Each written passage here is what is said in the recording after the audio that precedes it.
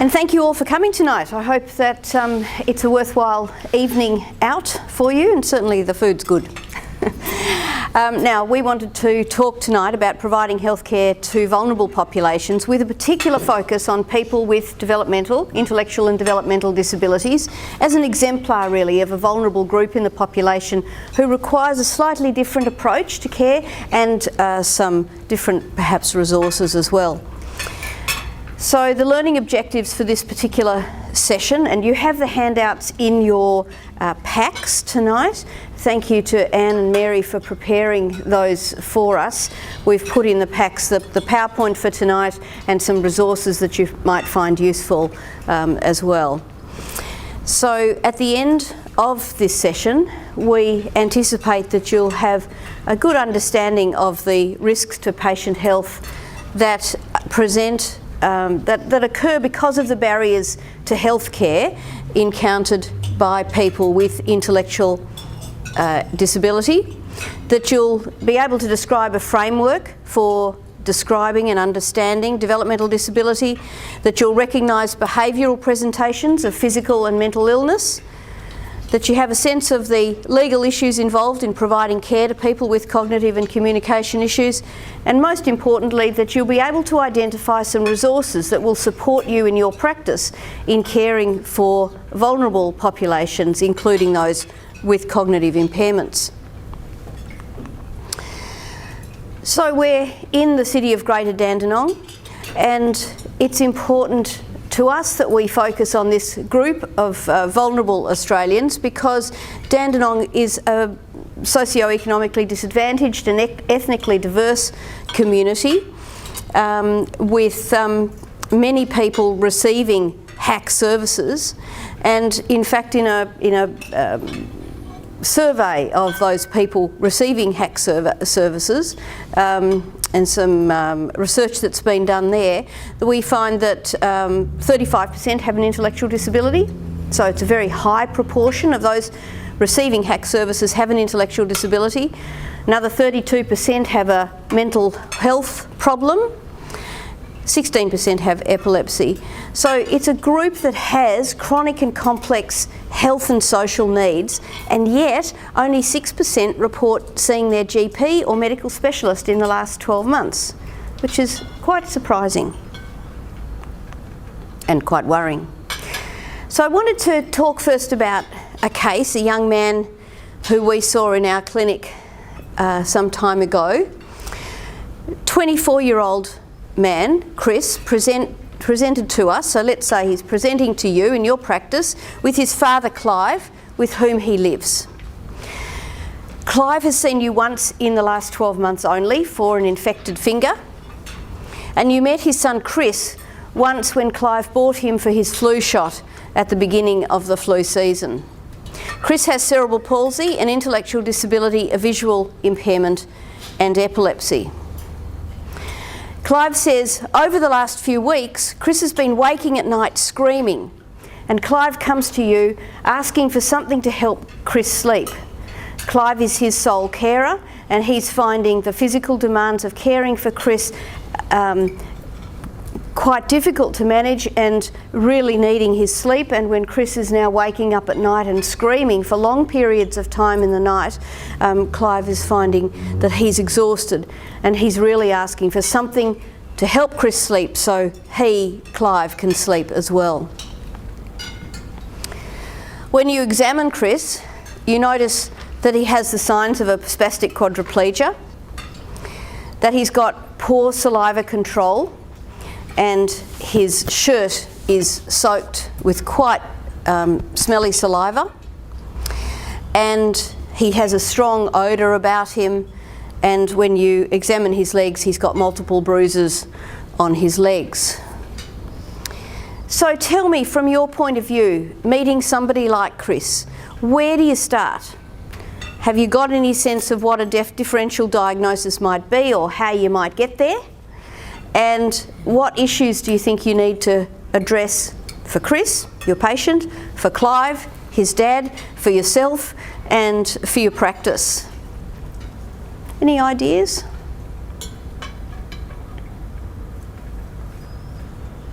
Claire, you might want to start the ball rolling.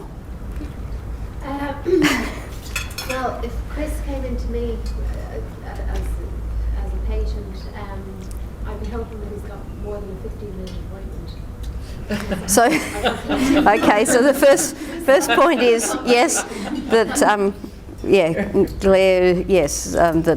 Claire said that she certainly would like him to have made a long appointment, because managing this in 10 or 15 minutes may be challenging. Yep, absolutely. Any other thoughts? I think that's a really good thought. It'd be about developing a relationship to encourage them to come back a week with a more structured appointment. Yep. For a health assessment and a few other things too. Yep, so you're certainly looking ahead and you're thinking, wow, I can't begin to, there are a lot of issues here. Well, what are some of those issues? Let's think about some of the issues. Let's go back to, Also, like, while you examine his weight, check his body mass index. Yes, and he's quite underweight. Yes, he's quite underweight. And like, obviously history about his appetite and He's actually got a peg tube. He's got a peg tube.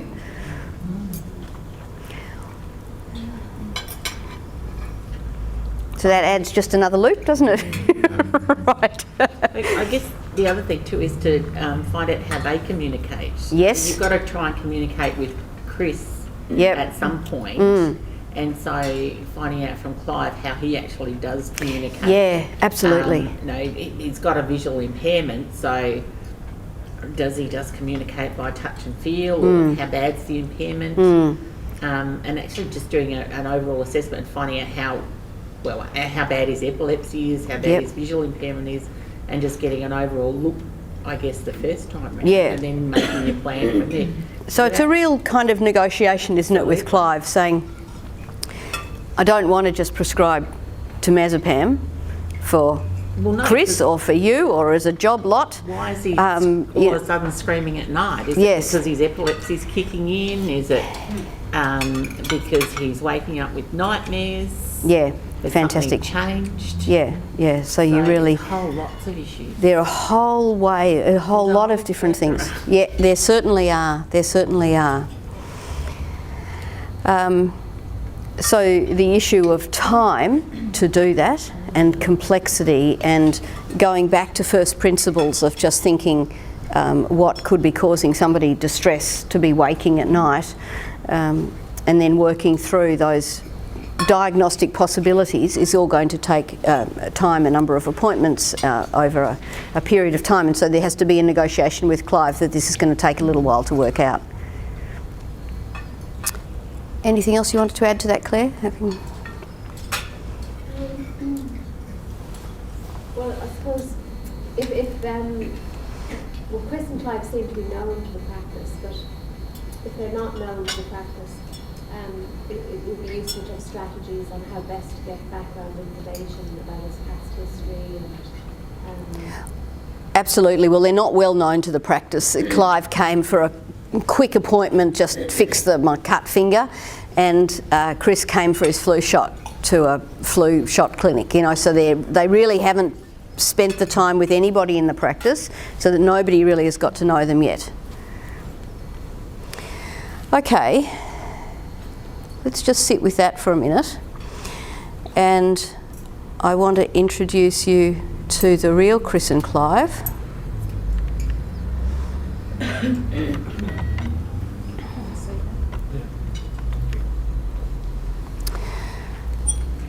So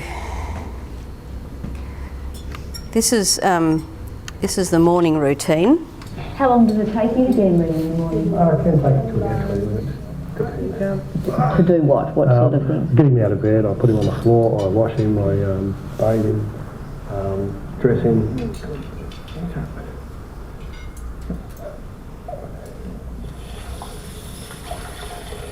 Come on, wash your face. Wash your face. Arms up. Arm up. Yeah, come on, that's the idea. Good boy, you got your head up already. Sit up. This one.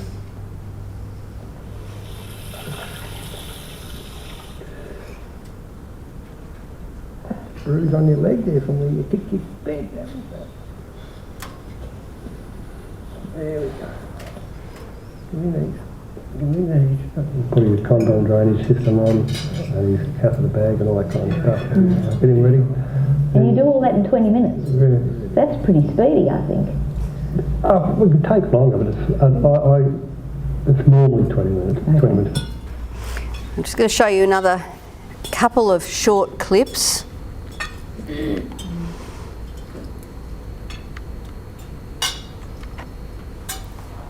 I live at Werribee with my son, and I've been there for 1 year and 1 week.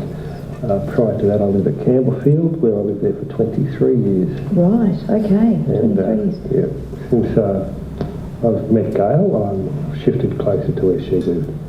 I met her 2.5 years ago. And how old is Chris now? Chris is 24, he turned 25 in October. Tell me about him, Clive. Tell me about his personality and... Oh, normally he's a very happy fellow. He loves company, he loves to be touched, he's very tactile. But he can also be very, very grumpy and angry and frustrated, I think is more the word.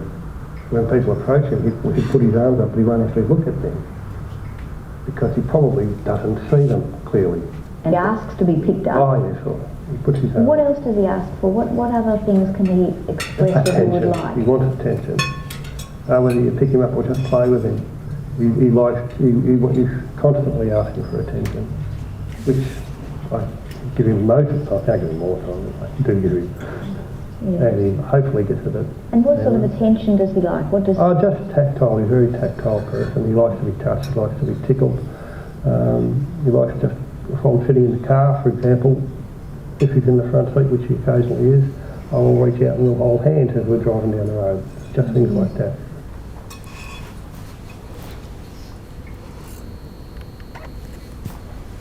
How long have you been on duty in relation to Chris's care? Okay, and it's solid. Okay, 24. You're 24. 24. So 24 hours a day for 24 years? No, not quite 24 hours a day. I do sleep occasionally. Maybe 5 or 6 hours a night if I'm lucky. But yeah, every day. You're there. And even if he's in respite, you're still there because it's always on the back of your mind. You need to have a holiday. You need to get away for a week or a weekend, but it's always there at the back of your mind. I hope he's okay. I hope he's happy. I hope they don't phone me up saying you've had to take him to hospital. I hope they don't have an accident. So you're always fearful for him? Always, because he doesn't fear for himself. So, and you can't keep him in cotton wool. You've got to let him do it, but yeah, still it's always in the back of your mind. Always.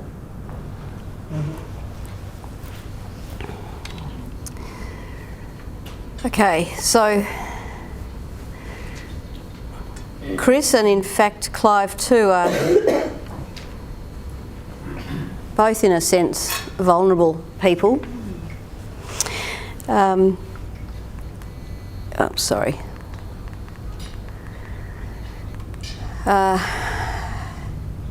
So we might hold this back till we have the HAC person come as well. But from your initial points of view, what sort of services do you think you could refer to in your community that might help you support Chris and Clive to regain and then maintain optimal health and function?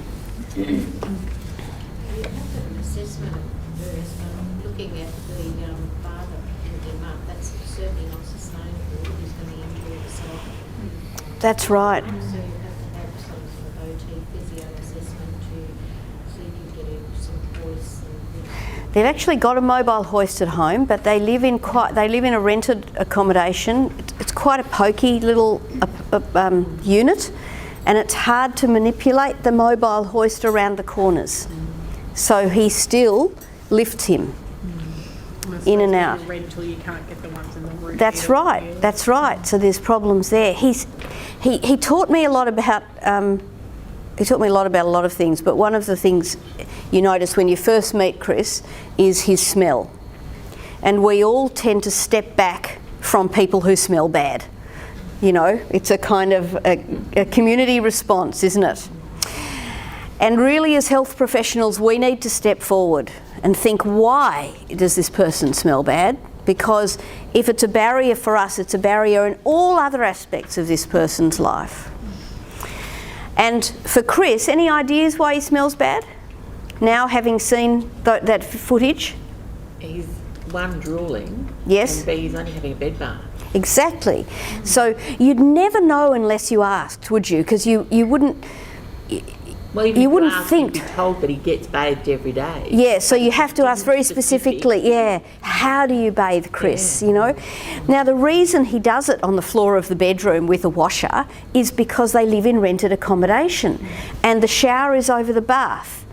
And a few years prior to this presentation, Clive could no longer lift him in and out of the bath to have a shower. So he's doing the best that he can and he's washing Chris on the floor of the bedroom, but that's not a very effective way to wash, particularly if you wear continence products, particularly if you have a problem with saliva control.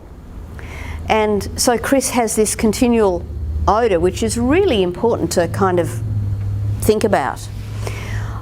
His saliva is very smelly. What could that be telling you? Pardon? Dental, absolutely. Clive, you can't really see because we haven't got a very good picture. Clive has 2 front teeth left, that's it.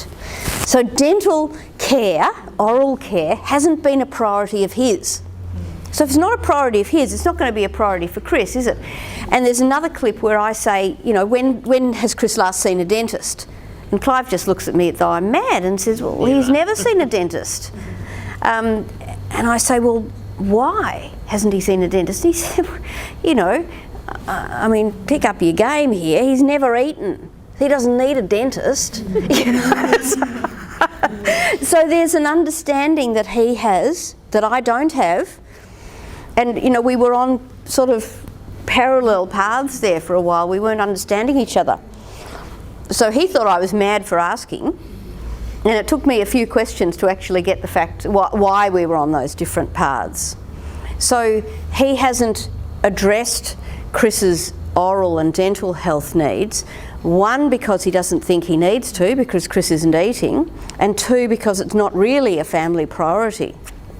Now I have to say that after we met this family, 6 months later he'd married his partner Gail, and he had a set of teeth. And he looked great.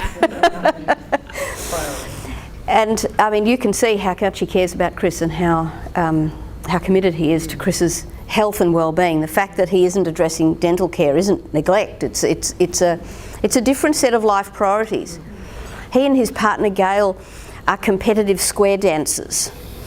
And they travel around the state and to Tasmania and South Australia competing in square dancing competitions and always take Chris. So Chris has this rich life, you know, and okay, he doesn't look after his teeth or his oral health, but he has all sorts of other things in his life. So it's really interesting, sort of, once you get below the surface with a family like this. So yes, anyway, lots of distractions. So what could we do about the bathing, the smell? Like a lifting machine or is that a hoist, yes, absolutely. So they could get a hoist that could help him get him in and out of the bath. What else? What about help with housing to get? Yes, so definitely to advocate strongly on their behalf for appropriate social housing. Absolutely, yeah. You may even be able to actually ask the landlord if he was willing to change the bathroom. Yes, yes. Some of them would. Some of them would, yes. Not all of them, but no. some. Well, it's worth a try, isn't it? Yeah. And who could help with sort of the here and now? Chris smells now. Might take several months to get a hoist organised. How can we help this family now? Some assistance to bathe him, so Yes. there's 2 of you rather than 1. So Yes. getting someone like RDNS to come in, or Yep. just someone from the council to come in. Yep, you and could give a certainly hand. do that. Yep. Is it get an OT involved that Yep. also includes some physio, that he gets to a hydrotherapy bath? Because then there's big toilets and showers designed for Absolutely. wheelchairs, So using a local gym, getting some assistance to go to the local gym for his showers. Getting a blow-up paddle pool might be good just for tonight, you know, to get him have a proper wash tonight. And we'll come back to the saliva later. So, so HAC can help in terms of home care, in terms of personal care, allied health, we've talked about physio, we've talked about OT. What do you think about, pardon? Dietitian. Dietitian is actually already involved because he's got a PEG tube. He was going to a major inner city hospital to get his PEG fluids, and he saw a dietitian there, but it was a fairly narrow approach. So, but he's underweight, that's right, although he is putting on some weight. So, yeah. Yep. In relation to what? Swallowing, so aspiration, you could look at that because he's still got saliva, and is that an issue? He's not swallowing any food or drink. He's still got saliva to swallow that he would choke on. Yep, so you could certainly assess that. And? Pardon? Optometrist, yes, that's it, yes, to see if there's anything that could be done about his vision. Yes, probably an ophthalmologist, or yes, certainly either one. And along those lines, what else could you do? Vision and hearing. You know, get his hearing checked because, okay, he hasn't got vision. I don't think there's much we can do about his vision, but if you haven't got vision, boy, you need your other senses, don't you? So we really need to be as vigilant as possible, knowing that people are more likely to have a sensory impairment. So absolutely get his hearing checked so that we're optimising the senses that he does have. And speech path, the other thing, excuse me, just for a moment, is communication. Just see, is there a way that we can help Chris with communication? I'm not sure that there's more we can do, but let's try. Let's get somebody expert to have a think about it. Social interaction outside of home. Social interaction outside of home is pretty good actually, because he's got his square dancing community and he does indoor bowls, and you know, so they actually have quite a network. And he attends a day program for a disability service, only fairly recently from when we saw him. And medical specialists. Well, disability first of all, disability services. What would we want disability services to do? Yeah, so pardon? Respite, yes, to start talking about respite with Clive, and he is using it a bit, but to encourage that. The physio also needs to talk about his back, doesn't he, and protecting his back, because that's a very fragile home situation. Respite with a view to later on thinking about long-term accommodation. Now that's a very long conversation that needs to happen usually over years, and it's good to start early because Clive in another part of the video says, oh no, I don't need to think about, I don't want to think about where he'll live when he leaves me because, you know, he's not ready. Well, is he going to be ready at 34 or 44 or 54? He's not going to be ready, whatever that means. And it's kind of backwards because the service has to be ready for him, in fact. So we need to start supporting and working through that with the family, and because it's a long and difficult discussion. The NDIS will make it easier because it'll be a more personalised approach and there will be more housing available, but there is housing available for people like Chris. And the trouble is, for people like Chris, often what happens is that they go into an emergency situation because, well, Clive hurts his back or has a heart attack or something, and then who's there? So there's got to be a safety net for a family like that. Okay, so people with intellectual disability like Chris have chronic complex health and social needs and poor health outcomes, which reduce their quality and length of life. Now Chris, multiple chronic complex medical problems, he has just about all of them. He's got epilepsy, he's got a vision impairment, dental disease, dysphagia, malnutrition, he had those before he had his PEG put in. Never had obesity, there's one he can get the tick for. has got reflux disease, constipation, a big problem, a skin disease in his skin flexures, and musculoskeletal disorders, obviously, because of his cerebral palsy. A lot of conditions in people like Chris go unrecognised because he can't tell you how he's feeling, he can't express his symptoms, so it's very reliant on us as health practitioners to look, to observe and to question and to investigate more rather than less for this group. We might tend to not investigate as much because it's more difficult, but in fact we need to investigate more because we're more reliant on those objective measures of health and disease because our patient can't tell us how they're feeling. Mental illness is more common in this group. Biopsychosocial reasons, and you can think that Chris has something in all of those areas. He's biologically vulnerable because his brain is different, just like he's more vulnerable to epilepsy. So he's got a biological risk factor for a mental illness. Psychological, he's got very much fewer coping mechanisms than his age peers. And social, he will have experienced the sense of isolation and rejection and not being part of belonging to a peer group. Medication, people like Chris are often over-medicated or are on multiple medications for their multiple conditions and can't tell us again about side effects or adverse effects, so we've got to be really vigilant. Lifestyle risk factors, why is Chris at risk of osteoporosis? No weight bearing, that's right.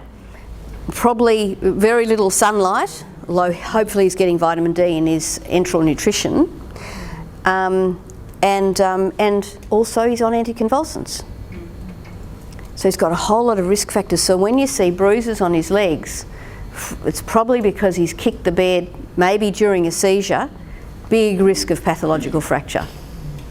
Big risk of maybe a pathological fracture being the reason that he's waking at night screaming. So we need to think about that. Communication difficulties. And the context is fewer financial resources, less access to health promotion and health education, because all of you would know when you see somebody like Chris and Clive, the last thing you're thinking about is health promotion and disease prevention. You're just trying to deal with the huge number of acute in-your-face issues that you're dealing with straight up. But we've got to get into a proactive way of providing healthcare because we need to address those health promotion and disease prevention aspects of care. And social networks are often very much less for this group. It just so happens that Chris is into the competitive square dancing community, and so he has a good network there. People like Chris die up to 20 years earlier than the general population. And some of those reasons for premature death may relate to the disability, but many of them do not. And the kinds of things that lead to premature death are that the severity of illness isn't recognised, because Chris can't tell you. Appropriate investigations aren't done, referrals aren't made, that sort of thing. It's always helped me to think of disability in this developmental space as being motor disability, so cerebral palsy, cognitive impairment, intellectual disability, social impairment, autism spectrum disorders, sensory impairment, hearing and vision. There are basically 4 areas: motor, cognitive, social, sensory. And they can be affected singly, or it's as more common than not, multiple areas are affected, because when there's a difference in development of the brain or an injury to the developing brain, tends to affect more than one area. So from our point of view, as medical practitioners or health providers, we need to be actively thinking about what else could be contributing to this person's presentation. And we've mentioned sensory already. So knowing somebody with an intellectual disability is more likely to have a sensory impairment, we actively go looking for that.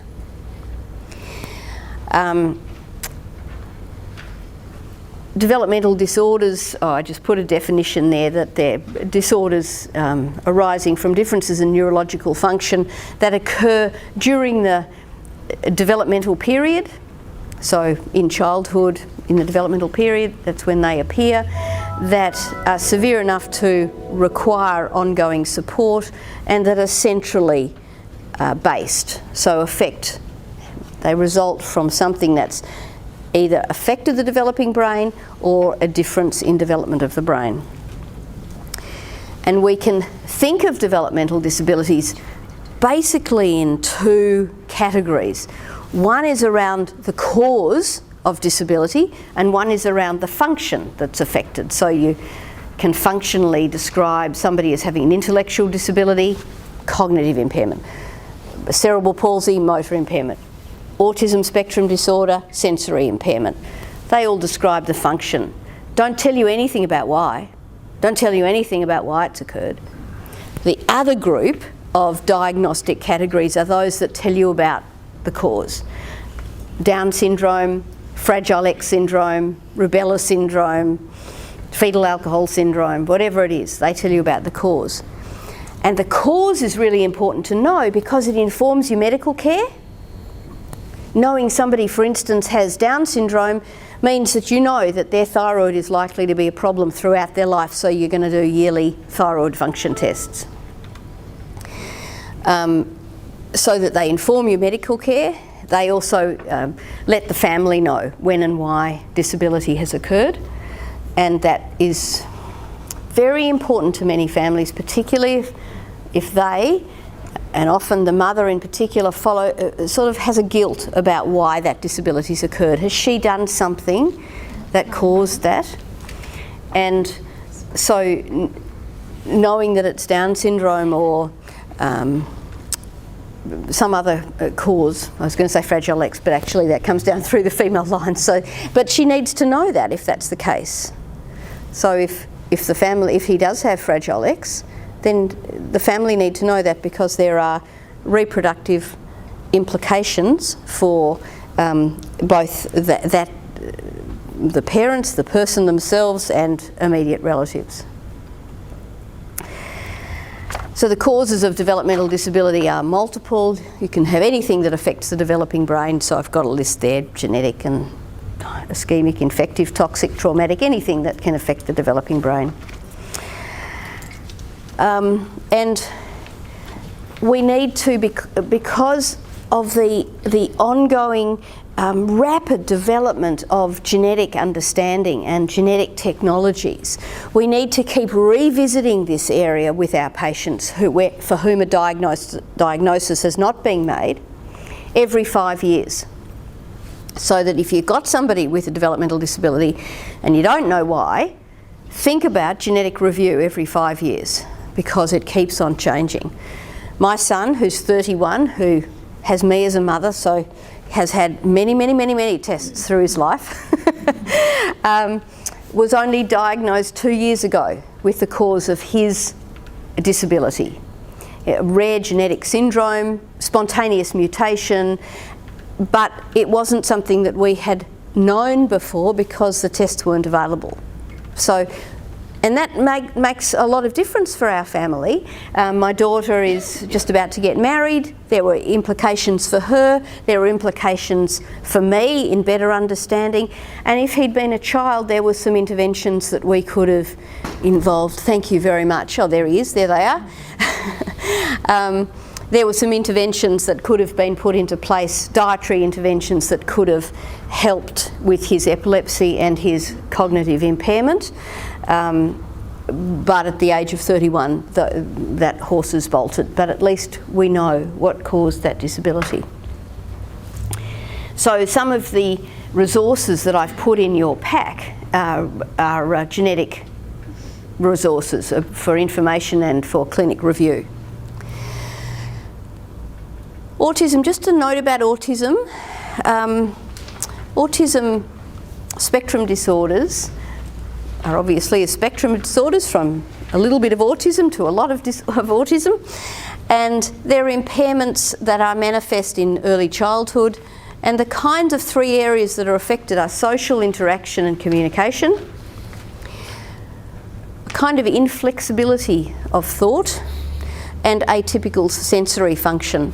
So the kind of behaviours you see in autism are difficulty understanding social behaviours. So if one of you is late and walks in, you can immediately read this social environment. You know what's going on roughly, and from that you know roughly what you need to do, so that you know, you would normally make yourself sort of small, go to a nearby seat, sit down quietly. You know what's expected of you from your reading of that social situation. Somebody with autism spectrum disorder can't do that. Doesn't know how to read a social environment like this. Can't read facial expressions. If I was to say that to that person coming in late, you know, I see you made an effort to be on time. That person might say, well, no, not really. I had other things to do before I came. Or if they made a bit of a noise, they'd sat down next to Claire and started to chat to Claire, and I might say, do you mind? And they'd say, mind what? You know, so they miss the kind of the social cues. I had a friend who, a general practitioner who had a young man with autism in his practice. Young man had an appointment at 2 o'clock, came into the waiting room, 2 o'clock, walked into the general practice surgery. Of course, somebody else was there. But that was a subtlety that escaped him. He didn't know that an appointment at 2 o'clock didn't mean an appointment at 2 o'clock. You know? So, and it's not being rude, it's just not understanding. So the GP had to say, I can't remember his name, John, say, you know, I'm sorry, John, I know you have an appointment at 2, I'm not ready, would you please go outside and I'll call you when I'm ready. Then it was fine. So it's just not reading that social situation. Rigidity of thought or inflexibility is all around repetitive interests, repetitive behaviours, repetitive interests. For somebody who's fairly high functioning, they might tell you endlessly about weather systems. Doesn't matter if you're interested or not, doesn't matter how bored you look, doesn't matter how many times you look at your watch, gonna go on telling you because it's really interesting to me. Somebody who's lower functioning might want to flick their fingers in front of the light just for a long time. That gives them a lot of pressure. They do that for a long, long time. And atypical sensory function, very important for people with autism, often very sensitive to particular sounds, light, smells, and so something to be aware of in a consulting room environment. If somebody is getting upset, to just say, is there something that could make this easier? Would you like me to turn the lights down a little bit? Something like that. Okay, people can have trouble understanding, trouble being understood, or both. And communication is only as good as the message received. So we all have to take that responsibility for making sure that if we're telling something to our patient has understood that.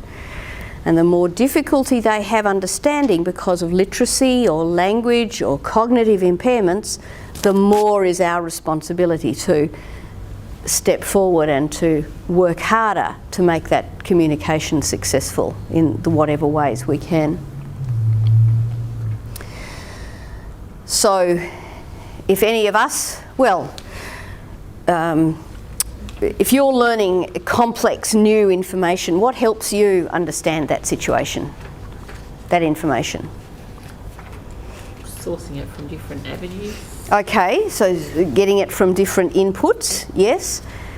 And probably that's because it's being done in different ways, so in sort of, in different language, so you might pick up a bit from there and a bit from there.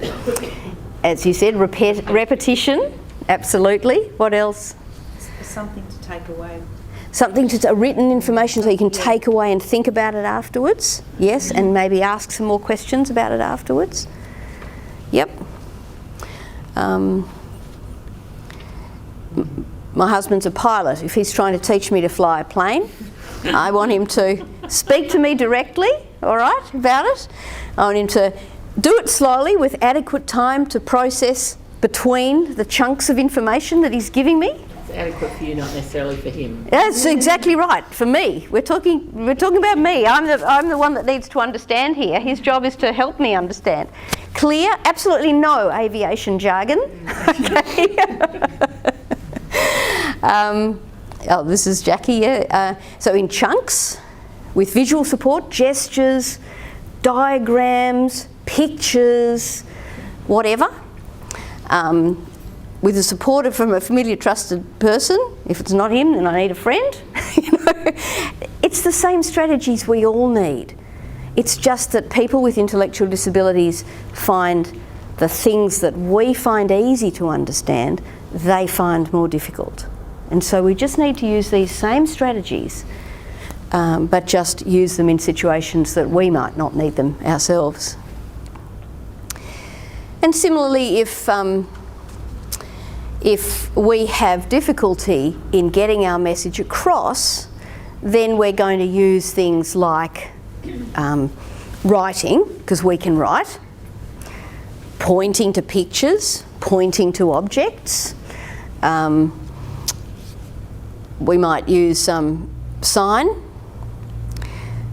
This is my son just signing quick, I want to go to the shop for lunch, you know, so if you know sign, you can do that. And increasingly, it's all about the iPad.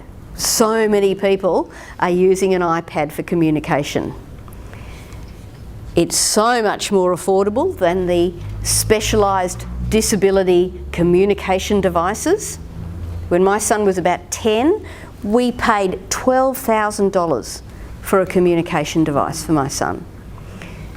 An iPad is cheap, you know. And they do more because they have music. That's right, you can watch the movie trailer for Ghostbusters 3. You know, it goes on giving. But it also has fantastic apps for communication. Can't read or write, so he needs apps with pictures so that then, and you can program in the message underneath, and he can just touch one of the pictures and it will then say the message for him. Some people who are able to read and write themselves can just have an alphabet that they can spell what they want and then touch a button that allows it to speak out for you. Endless apps. So if your patients come with an iPad as a communication device, spend a few minutes getting to know it. You know, say, show me how it works, you know. Let me know what you did yesterday or what you had for breakfast or what you hope to do this weekend using your device. And see, it's given my son an independence and in both communication and entertainment he never had before. So, how are we going? I'll just show you one clip of Jackie. Jackie is a young woman with Down syndrome, and this video is it in? It's already in? No, Clifton Clive's in, okay. Why don't I get it up? Yeah, thanks very much, that'd be great. Thanks. And this is this video, these videos are from a health and disability teaching and learning package that we made a few years ago. In this video, Jackie's having her annual health assessment because one of the key ways that we can effectively intervene with people who are vulnerable, who have complex needs, is to be on the front foot, to be proactive in our health care, to get them in for a health assessment if they're eligible for that, and people with intellectual disability are, and get them in for an annual health assessment which provides the time for you to sort through some of the complexity of the issues. I'm not on diet. No, but I just mean eating, when you eat, it's usually a healthy meals. Yeah? Yeah. Okay. Who prepares your meals? Do you do that yourself? Myself. Do you drink milk? Yes, I do. Yeah. How often? Coke too. Coke? Yeah. Okay. Yogurt. You eat yogurt? Yes. What's your favourite? Cheesecake. Oh, yum. Yum. How many times would you drink a glass of milk in a day? One. One a day? One One or two a day? Yeah. Okay. Not much of it. But you like custard and you like yogurt? Yeah, I love all that. Yeah. Lollies. Lollies? Yeah. Well, you could have those milk bottle lollies. I guess they've got some calcium. Do you smoke? No, I don't cigarettes? smoke. Any? Don't smoke cigarettes or No. any other? No. Anything else? No, That's good. in my lollies ones. Oh, the lolly smoke. Yeah. Okay. What about alcohol? Do you have a drink of wine or a favourite alcohol drink? Cruiser. What is it? Cruiser. Oh, cruises. I like. Do you? Yeah. So how many would you drink in a day? About 2, 3, 4. 2, 3 or 4? Is that every day? Or is that Occasionally you have one day.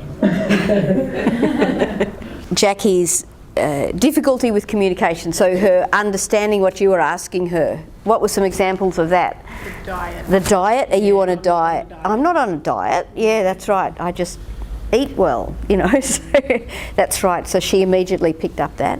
Yep. What else? What about the calcium intake? Because the practice nurse was asking about, you know, do you have milk and yogurt and cheese? And she's, yeah, and Coke. So the concept of calcium intake that you were asking about, that really wasn't there. And do you refer her off to drug and alcohol? 2 or 3 or 4 cruises a day, yeah. Or report the service to the Disability Services Commissioner. No, we know that numeracy is difficult for people with an intellectual disability, and she's just saying she likes cruises, and the numbers are not entirely accurate. So the role of the support worker is, and Julie does a very good job there, is to support Jackie to give her own history as much as possible, but to be there for you, just to flick your eyes over, just to get the, yep, that's right, nope, that's, don't worry about that one. You know, so it's a collaborative, it's a 3-way partnership.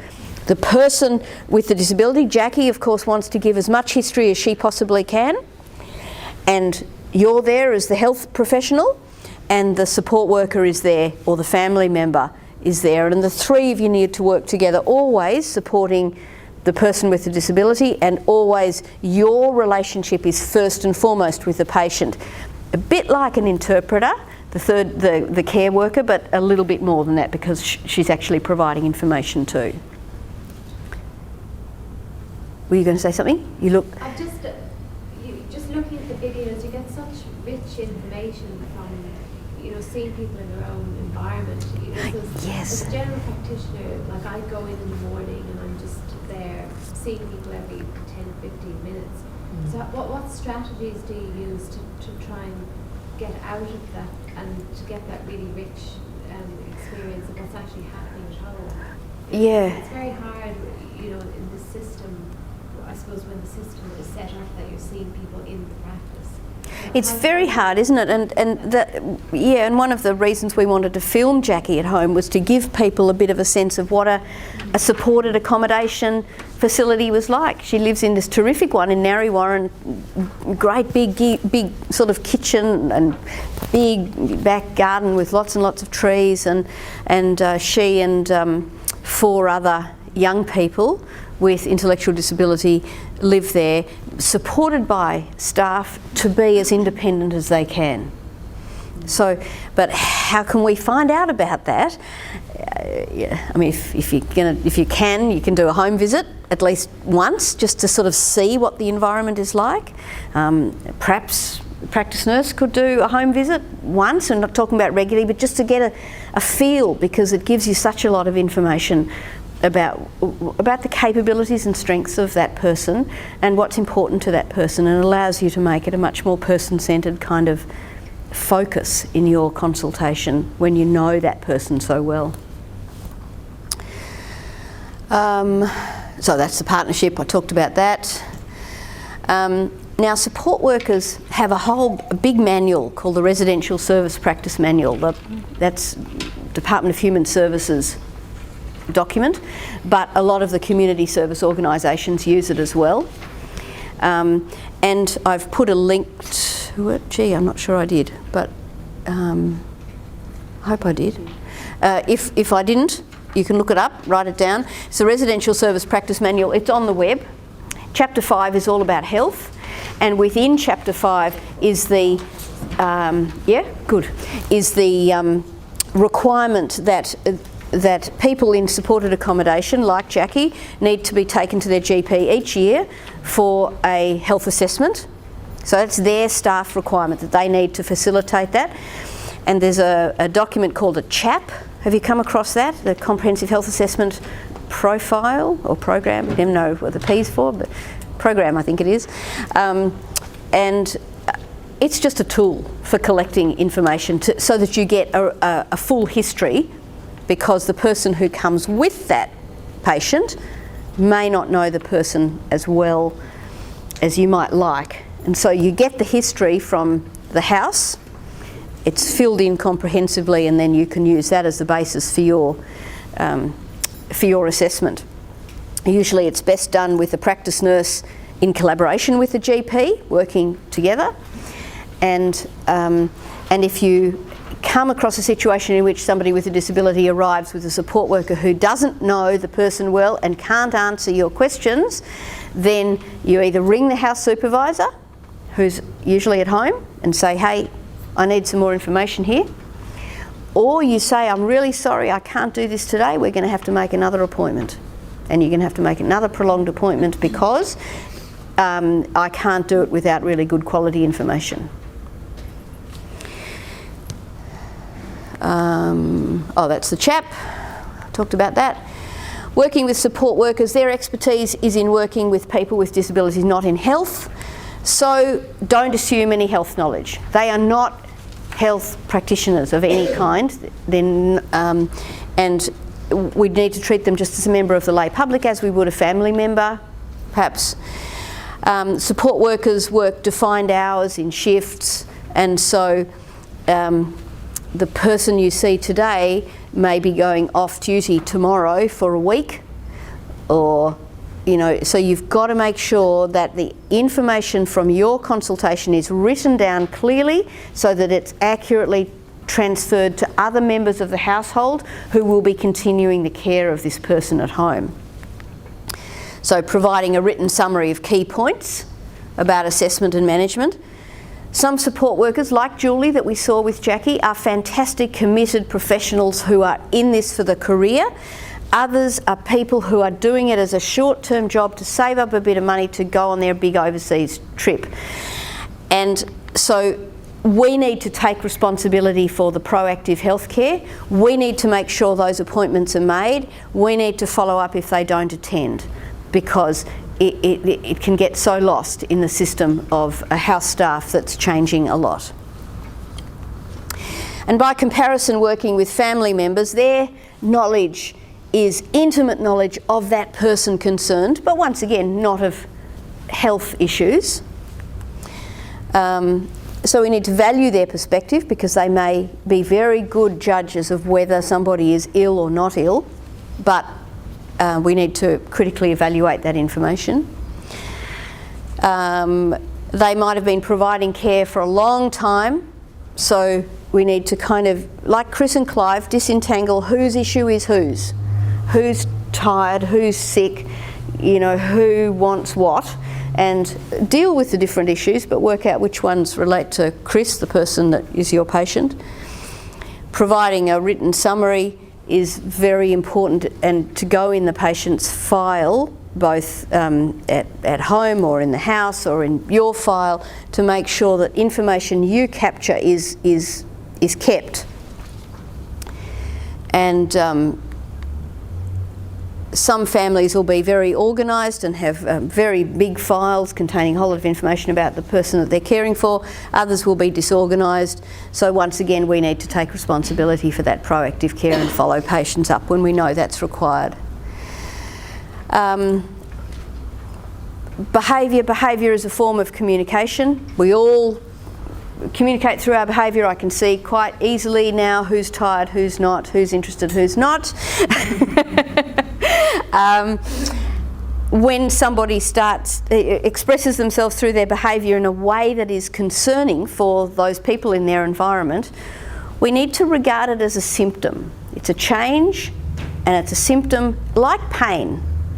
So if somebody presents to you with pain, you want to think about when did it start, what makes it worse, when does it never occur, when does it always occur, what's been associated with, the context in which it occurs, you know, what helps it, what makes it worse, all that stuff. All of that applies to behaviour as well. So we need to think about what happened, where did it happen, why did it happen. And people make star charts where there's information about the setting, the trigger, the action or the behaviour itself, and the result. And you start to get a pattern of when this happens and start to understand it better perhaps. So Chris came screaming at night. Clive said, I want something to help him sleep. The story was that he screamed at night. Sometimes during the day at night he'd go to sleep for a while and then he'd wake up screaming. And he'd scream for up to an hour at a time. And we talked about this before, his sweater was wet, smelled unpleasant sharp odour, and his breath smelt. So what are the differential diagnoses here?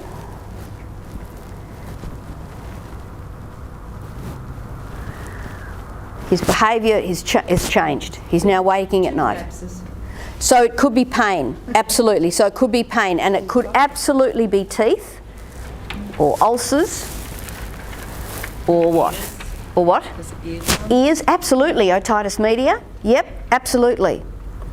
So any cause of pain, yes? They said he had reflux too, so that may be something. Reflux, absolutely. And in fact, people with cerebral palsy waking at night distressed is reflux until proven otherwise. It's such a high prevalence, and when he lies down at night, the acid refluxes over his already inflamed esophagus, makes him scream. He was scoped, because you've got to scope people, you can't guess, you know, and if you give him a bit of a trial of a PPI and he's a little bit better next week, well, you don't know where you're up to. So you need to investigate more. He had a red, raw, bleeding esophagus. So of course he was waking, screaming at night, and temazepam wouldn't have helped.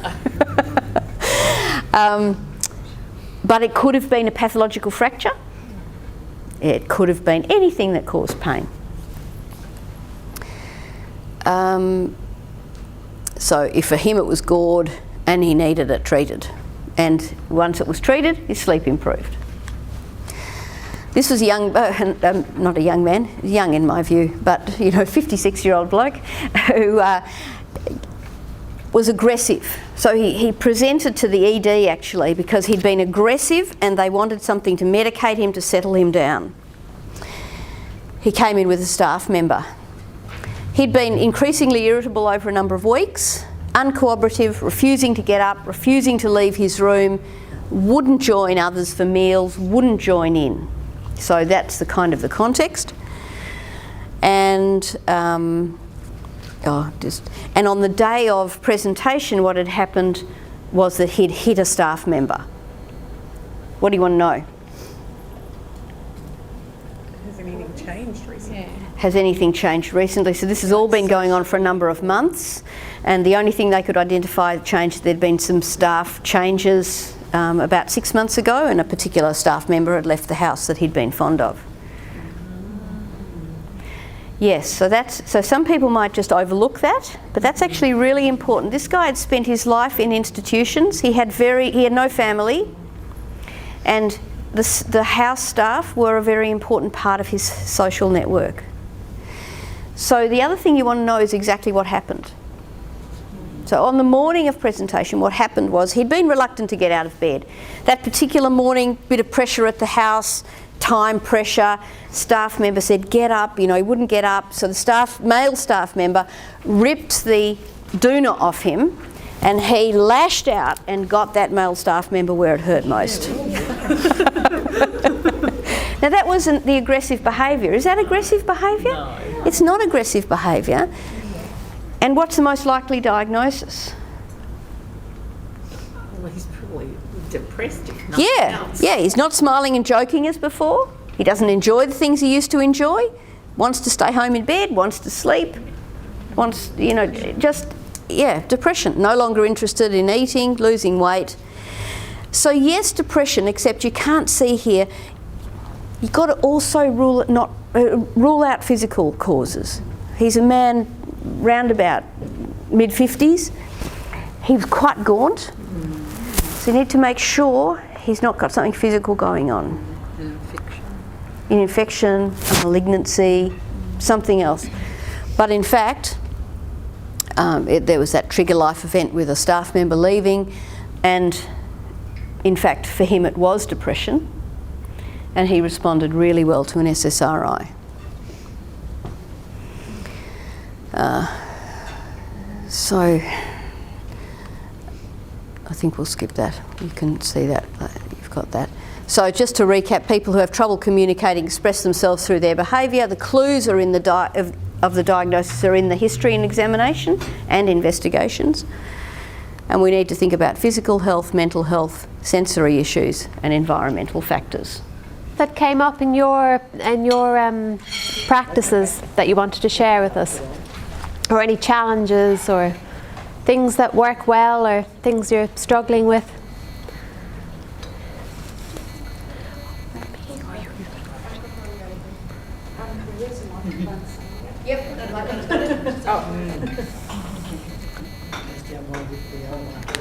We just spoke about English as a second language and being able to have interpreters when you need them. Sometimes there's quite a delay in being able to access interpreters. So being able to communicate with the person and really being able to look out for what their needs are and to understand those. So what strategies do you use at the moment? So how do you go about organising interpreters? Well, I work for City further down on. So we have an interpreter on site. Okay. Plus we have, we use the interpreting service, and we also match care workers with clients of the same ethnicity so that they can communicate together. We do have to rely on family members at times, but that can be tricky. Yeah. So around the place, so any other strategies that you use, that has anyone else used in terms of interpreters? Telephone interpreters? Mm-hmm. Yeah. So telephone interpreters, yeah. Never as good as face-to-face, but still better than nothing. Yeah. I mean, that's what we use in our practice, and it's great because you can get someone straight away. But it would be much nicer if they could be in the practice, but it's really hard to organise. There are lovely patient leaflets. So there's a UK website, patient.co, and you can get all sorts of leaflets, but you can just click a translate button and they'll translate them into anything. So if the person is able to read, and for carers as well, they're really beneficial. Yeah. So any other challenges that you've encountered?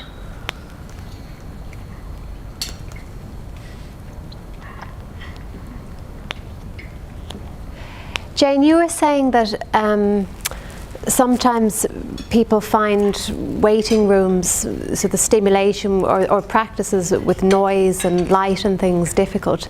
So are there any things that can be done to make the waiting area or the practice more?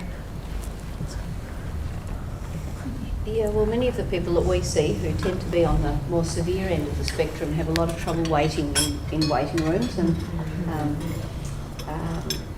the kinds of things that can help are, first of all, to minimise waiting, but that's in theory, to make appointments depending on the person's preferences, maybe at the end of the day or the last appointment in the morning or the first appointment in the afternoon, so that it's easier to reduce the waiting time.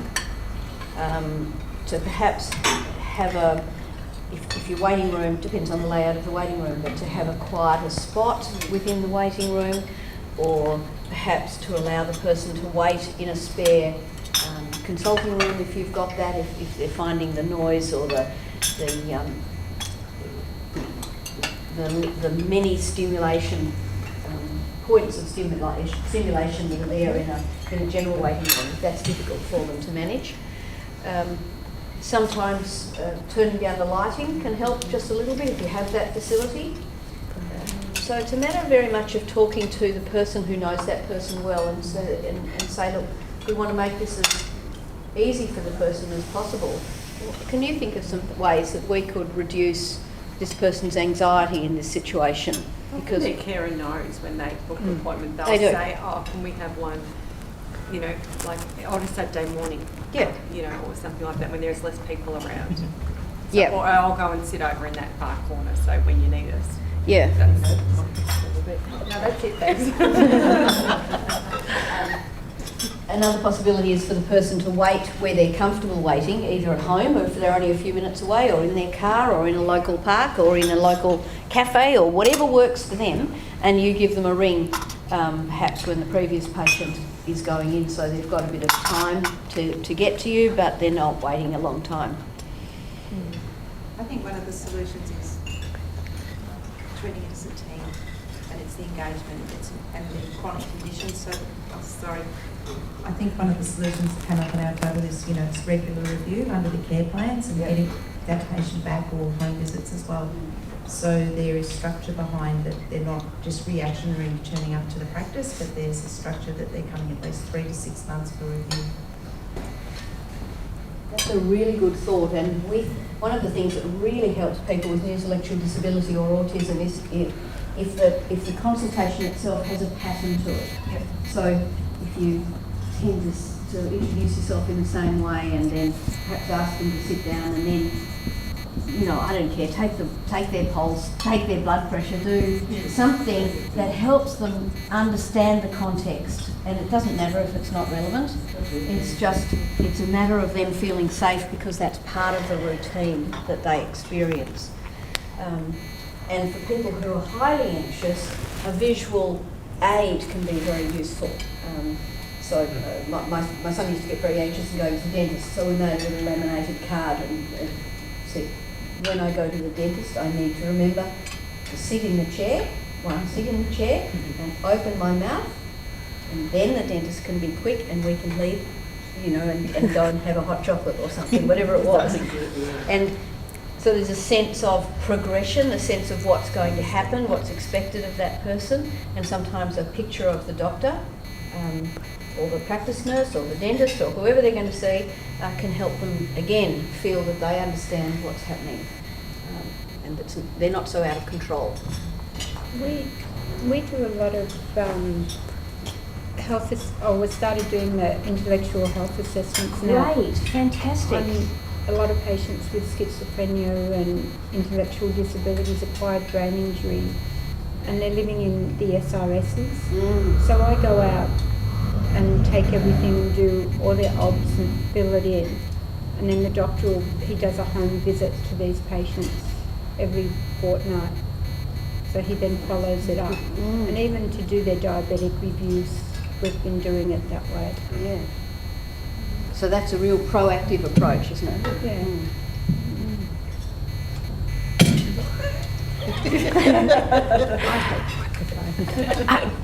How easy do people find it to get, I've got this, I don't have to be double amplified. How easy do people find it to get information in relation to people's past medical history when patients come in with developmental disability? Difficult. Yeah. So I mean, how do you get information? Like, how do you get the background information? If they're coming from another doctor, we write a letter to send the. Or if they have a business card, sometimes they'll just have a business card of their past doctor. So then you can phone up. Yeah. Yeah. They might not have much of anything else, but they'll just give you a card. This is where I was. Yeah. think this is one group where My Health Record is going to hopefully be valuable in the future. I was in a part of the country which is doing an opt-out trial for My Health Record. So here it's doing it opt-in, but there everyone's enrolled. There's just some interesting sort of change in the way that work's being done. Absolutely, we've been advocating for that for this group, for people not able to give their own history for a long time, because it's absolutely invaluable for this exactly this reason. What about consent for these individuals for the My Health Record? So, yes, well, that's challenging. That's challenging. What we have to be really sure of in relation to consent and privacy issues and confidentiality issues is that we don't undermine healthcare. You know, that sometimes people haven't had the flu shot or haven't had regular examinations because of issues around consent. And look, the Office of the Public Advocate is a terrific resource to ring up if you're unsure and to have a talk about it with them. And I've got that on in the resource list.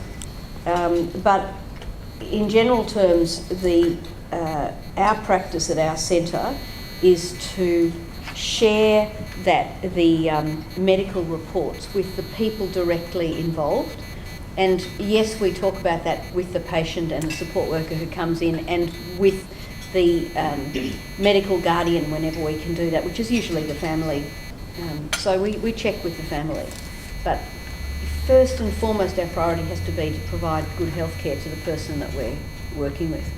I mean, I had a patient who came in recently with developmental disability, who came in with their carer, and the care, I was trying to get to the bottom of what the underlying diagnosis was, and it's still a mystery which I'm working through, because the carer isn't sure, the patient's not sure, and I've written to the previous general practitioner and I've got records, but they don't seem to go back far enough to get to the beginning of how this all started. Did you mention something about a health file, or? Yeah, the houses for people living in supported accommodation have a health file that's separate from their day-to-day kind of social file, if you like. Unfortunately, the health file is often archived, and so you need to say, I understand they'll say, oh, we can't get that information because it's been archived. You say, okay, we'll get it out of archives. It needs to be unarchived because this is relevant to this person's health care today, and particularly diagnoses of, for instance, bipolar disorder that require a longitudinal history of episodes of mania and episodes of depression that may not have been identified as such along the way, but you can look back and you can see those patterns of behaviour change. And you need to have that longitudinal history, and the staff won't have it or may not have it because they change and they won't have seen that person over time.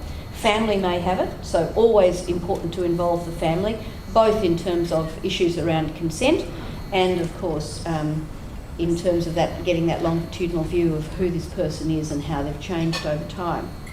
But the health file is a very helpful document within DHS, but unfortunately it is regularly archived, and so we have this business of you have to get it out of archives. A little bit of pushback, but you just keep pushing. I had a patient, about 19-year-old girl. She ran away from home, supposed to be intellectually disabled. I tracked down all the records from schools, Monash University, CD, wherever. The 2-3 places she had a psychological assessment. Nobody has told her IQ, whether intellectually disabled or not. But she ran away from home, mother's only child, no father alive here. And police was asking, who is telling that she is intellectually disabled? She's an adult, she's gone. You can't do anything about it, and nobody has diagnosed properly so that we could take action. Tell the police this is intellectually disabled girl. We need some help to get her down. She stayed in some somebody she doesn't know. Fortunately, it was a family. She came back without having any kind of assault. But it was really difficult. At last we asked for pension, intellectual disability. Then only the Medicare, some psychologists assessed her and somehow categorized as some as being eligible, as having a disability support pension. Yes, because I mean, some kind of assessment. Then, yeah. So it was so difficult to diagnose her as to have intellectual disability. Nobody has done. I mean, at what stage can we diagnose somebody to have intellectual disability? Well, you can diagnose somebody any time through their life after about the age of, 5 to 8. You can get an accurate diagnosis. And then, big reports about her how you get it done in a practical point of view is very hard for an adult. Yeah. Clinical, Thinking about the role of the CHAP, the annual health assessments on Medicare, being guided by the RACGP Red Book in relation to disease prevention and health promotion. The framework here is in your notes, which is a framework for assessment and management of people with intellectual disability presenting with behaviours of concern. Just some features to look out for along the way, so that's in your notes. And it relates to an online learning package that we have developed that's available through this website. You log in, but it's free, and you just set up a username, and that takes you through an active learning module that's accredited for 40 RACGP points. Medicare, chronic disease item numbers, which useful ones, the health assessment ones, GP management plan, team care arrangements, multidisciplinary case conferences. Any others that you found particularly helpful in working with people with? I think the care plans are the best. Care plans, the best, yeah. When you associate it back to Chris, with the peg tube, that needs to be included back to someone who's collecting, are they weighing them regularly? All of that then gets... So you pull people together, don't you, and you become a team in a way that enables you to do that. This is for legal issues, so issues around capacity and consent are challenging, and we need to decide who's able to consent to what, and it depends very much on the individual and their ability, the complexity of the decision that needs to be made, the implications of the decision that needs to be made. So somebody like Jackie, perfectly capable of consenting to wart removal or my health record, because you can explain to her that then any doctor you see will have that information available. Whereas Chris, of course, not able to consent to those things, and so then you rely on Clive for that. But in times when it's grey and difficult, and then ring the Office of the Public Advocate. They've got an advice line, very helpful. They don't answer it directly, they ring you back, but they ring you back pretty quickly, and they have a long discussion about the particular issues that you are working with, and it's a very helpful line. Genetic services, just some websites that are useful for that. Disability services, this is around what they offer now. So case management, respite, accommodation, behaviour intervention. As you know, this is all changing to the NDIS in the next 3 years.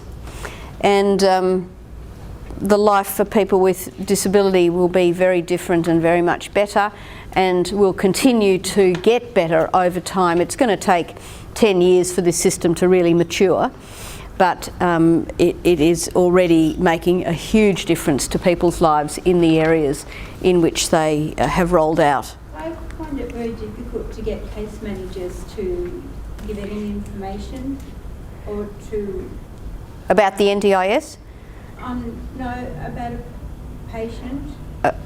And they won't give you information, do you mean? They will not give, even to the doctors we can't even find out if patients have got a case manager because that's an invasion of the patient's privacy. This is what I mean, that this privacy thing can just get in the way of common sense and good health care. And sometimes, okay, go up the tree, go up the management tree, say who is your supervisor and speak to their manager. Because senior management in DHS are usually very skilled, very knowledgeable, and you won't have that muck around. Unfortunately, some of the people at the coalface, as in the case in lots of situations, perhaps don't know some of the things, and they're relying on protocols of privacy and confidentiality, and the nuances and the importance of sharing information with you may not be clear to them. So I would go up the tree, up the management tree. And the same thing with you, if you have somebody in your practice who comes with a patient and they're not able to give you information, you go up to their supervisor, which is the house supervisor, and if that's not satisfactory, you ask who your supervisor is. And you go up the tree until you get satisfaction, and you will. Senior management is terrific. Is really terrific and really clear and really committed and very person-centred in wanting the very best for the people that they support. I mean, we waste hours trying to sort things out, and then you find they've got a case manager that you could have done all this, and then, I know, it's just a very messy thing to work with. It is a messy thing, but if you're feeling blocked, don't waste time arguing, just say, I'd like to take it the next level up. Yeah. Would you tell me who your manager is, please? And just go up that way. It's by far the better use of your time. Yeah. And then everybody will learn, because that person will be told, oh, in this situation it's okay. Yeah. Otherwise you're just beating your head against a brick wall and you're never going to win that one. It's just going to hurt a lot. Can I just say, actually works the other way as well. I've got a sister with an acquired brain injury. Yes. And my stepfather is her carer and has been her carer since my mum died. Yes. And sometimes she's really good, and other times she's very, very forgetful, and she will forget things that she did 2 days ago, or she might remember things that she did a week ago. And he has difficulties. On 3 occasions, he's had somebody ring up and say, I need to talk to Gwyneth because she needs an appointment with this particular doctor. And he says, well, I'm her carer. Yes. They won't give him the information. No. Because of privacy issues. I know. And it's just ridiculous, because she's not going to remember, if he's not home, she's not going to remember to tell him that they've rung. This is a pushback issue. People ring to try and talk to my son, and I say, but he doesn't speak. It's a real issue. You're going to have to talk to me. You know, it's silly. And you just have to go and you say, okay, can I speak to your supervisor, please? Let me explain the situation. This is why I need to have the information.